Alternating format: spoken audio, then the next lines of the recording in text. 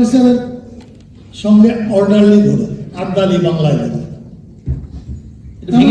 ভেঙে বলুন ব্যাপারটা।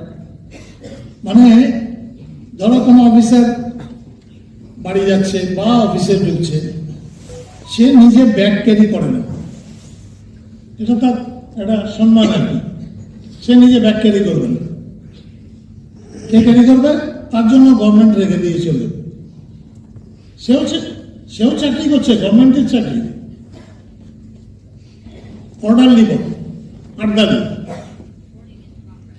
তো আমার বয়স তখন 23, হয়ে গেছি গেজেটেড অফিসার,